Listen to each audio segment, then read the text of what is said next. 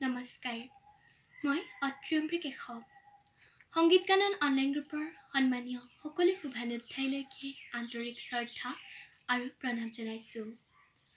সংগীত কানন অনলাইন গ্ৰুপৰ বৰ্ণিল সাংস্কৃতিক পৰিক্ৰমাত নিজকে অংশীদাৰ হিচাপে পাই নথৈ কৃতাৰ্থ হৈছোঁ আৰু আপোনালোক সকলোলৈকে আহ্বান জনাইছোঁ যে এই যাত্ৰা অব্যাহত ৰাখি আমাক আৰু আগবাঢ়ি যোৱাত সহায় কৰক। সংগীত কানন অনলাইন গ্ৰুপৰ সন্মানীয় সঞ্চালক দেৱদত্ত মামাৰ অনুৰোধৰ প্ৰতি সন্মান জনাই হৈ যোৱা চিঠি প্ৰতিযোগিতাত প্ৰথম স্থানপ্ৰাপ্ত মোৰ চিঠিখন আপোনালোকৰ সন্মুখত পাঠ কৰিবলৈ আগবাঢ়িছোঁ। মোৰ আপোনজনলৈ এখন চিঠি। বিষয় লকডাউনৰ অনুভৱ। স্থান ঢকুৱাখানা। দিনাংক 5-5-2020। পূজনীয় ককা, ভগৱানৰ ওচৰত প্ৰাৰ্থনা জনাইছোঁ আপোনাক যেন কুশলে ৰাখে। আমিও ভালেই আছোঁ।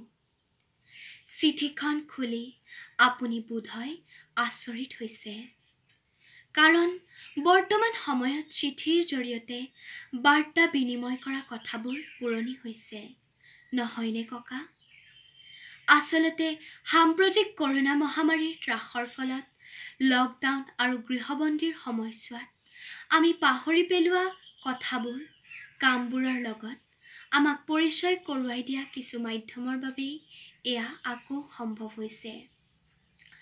লখিমপুৰ সংগীত কাননে লকডাউনৰ সময়ছোৱাৰ সদ্ব্যৱহাৰৰ উদ্দেশ্যেৰে সৃষ্টিশীল পদক্ষেপ লৈ অনুষ্ঠিত কৰি অহা প্ৰতিযোগিতামূলক অনুষ্ঠানসমূহৰ ভিতৰত আজি আপোনজনলৈ এখন চিঠি শীৰ্ষক লকডাউনৰ অনুভৱ বিষয়টিয়ে মোৰ মন চুই গ'ল আৰু লগে লগে আপোনালৈও একলম লিখিবলৈ হাতত কলম তুলি ল'লোঁ।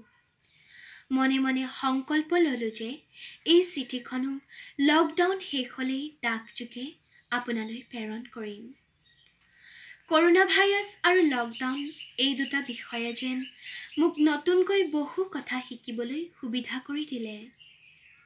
যিকোনো পৰিস্থিতিতে লকডাউনে ইতিবাচক দৃষ্টিভংগীৰে আগবাঢ়ি যাবলৈ এটা আশাবাদী মনৰ উপহাৰ দিলে বুলি মই অনুভৱ কৰোঁ। ককা, এইকেইদিন মই সময়বোৰ বৰ সুন্দৰভাৱে অতিবাহিত কৰিবলৈ সুবিধা পাইছোঁ। ছবি আঁকিছোঁ।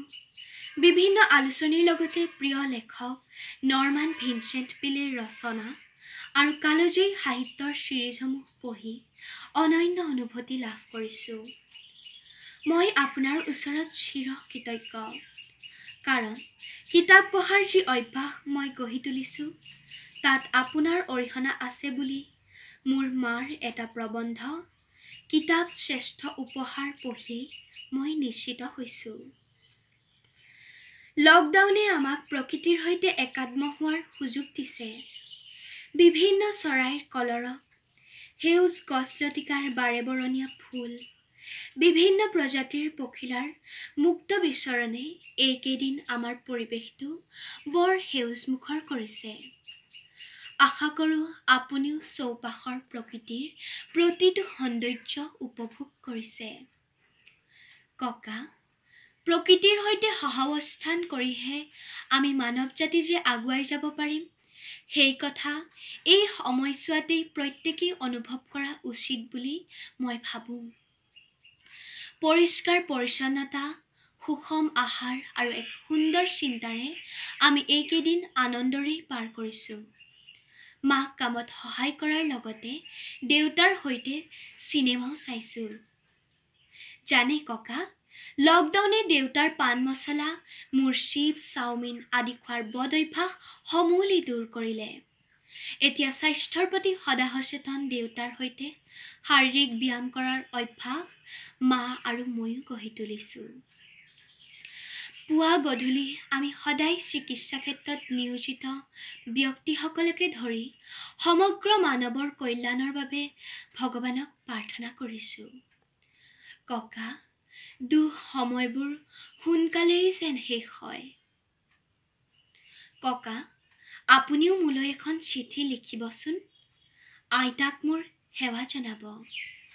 দুয়োৰে সুস্বাস্থ্য কামনাৰে পুনৰ বহুত শ্ৰদ্ধা আৰু মৰম জনাই আজিলৈ সামৰিছোঁ। ইতি আপোনাৰ নাতিনী মৌ।